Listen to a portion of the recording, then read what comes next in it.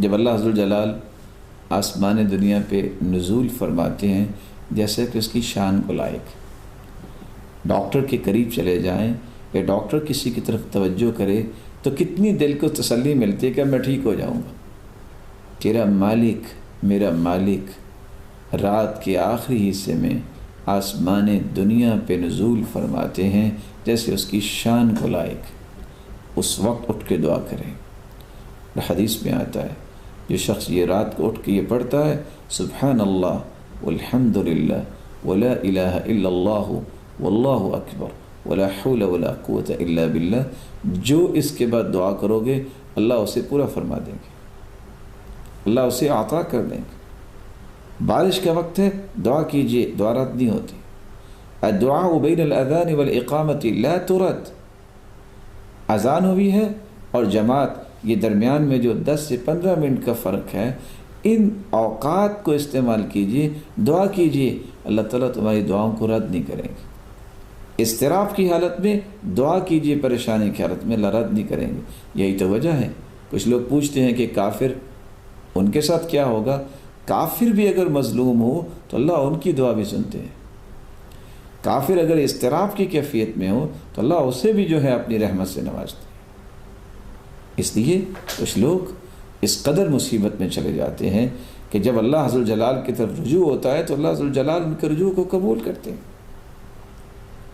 اور آپ نے دیکھا ہوگا بکریاں رات کو سوتی ہیں اور فجر سے پہلے پہلے اٹھ جاتی ہیں، اور یہ نزول برکت کا وقت ہوتا ہے۔ اسی بنا پر بکری کی نسل میں دیکھیں کتنی برکت ہے۔ اور آپ نے دیکھا کہ کتے رات کو رات بھر بھونکتے رہتے ہیں، جو ہی فجر کے قریب ہوتا ہے تو سو جاتے ہیں، اس لیے برکت سے محروم رہتے ہیں۔ آج ہمیں اپنی زندگی کے معمولات کو بھی بہتر کرنا چاہیے۔ ہماری راتیں فضولیات میں جو گزرتی ہیں، ان راتوں کو قیمتی بنائیے۔ يحب التوابين ويحب المتطهرين،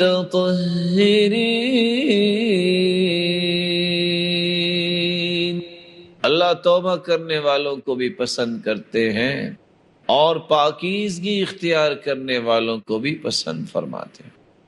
اللہ رب العزت دوسری جگہ فرماتے ہیں من يعمل سوءا او يظلم نفسه ثم يستغفر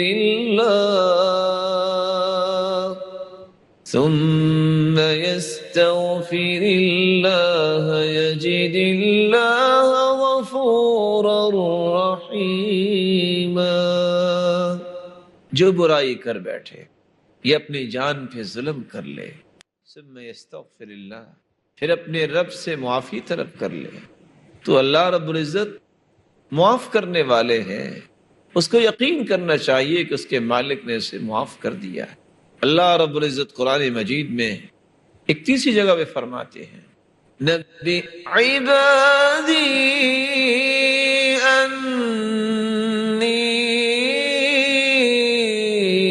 انا الغفور الرحیم، میرے بندوں کو یہ بتلا دو میں بڑا ہی غفور الرحیم ہوں۔ وَإِذَا سَأَلَكَ عِبَادِي عَنِّي فَإِنِّي قَرِيبٌ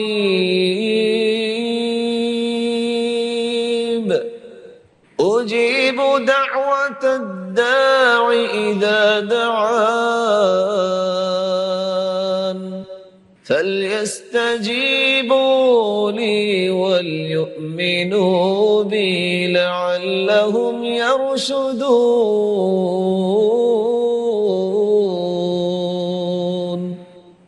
وَإِذَا سَأَلَكَ عِبَادِي عَنِّي فَإِنِّي قَرِيبٌ، جب میرے بندے میرے بارے میں تجھ سے پوچھیں تو کہہ دو میں بہت قریب ہوں، میری رحمت بڑی قریب ہے۔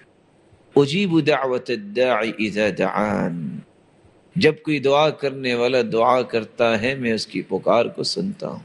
فَلْيَسْتَجِيبُوا لِي وَلْيُؤْمِنُوا بِي لَعَلَّهُمْ يَرْشُدُونَ، ان کو چاہیے کہ میری بات کو مان لیں میرے ساتھ ایمان لے آئیں، رشد و ہدایت ان کو نصیب ہو جائے گی۔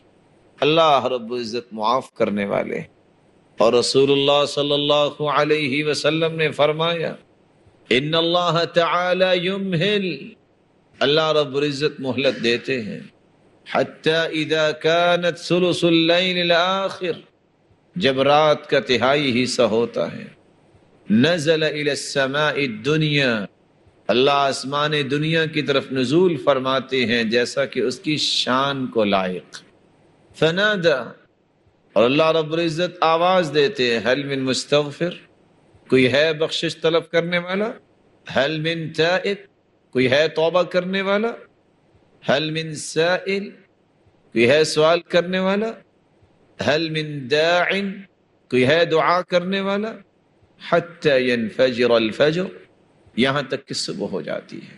اللہ رب العزت سے دعا ہے اللہ رب العزت ہمیں ان امور کا خیال رکھنے کی توفیق۔ ام ہانی رضی اللہ تعالی عنہا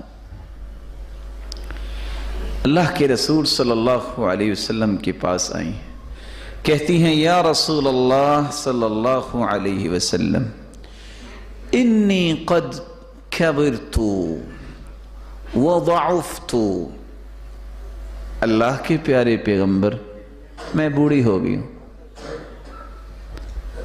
اللہ کے پیارے پیغمبر کمزور ہو گئی ہوں، بڑھاپا بھی آ گیا ہے، کمزوری بھی آ گئی ہے، اے اللہ کے پیارے پیغمبر ایسا عمل بتائیے کہ میں بیٹھی بیٹھی وہ عمل کر لوں اور میرے لیے کافی ہو جائے۔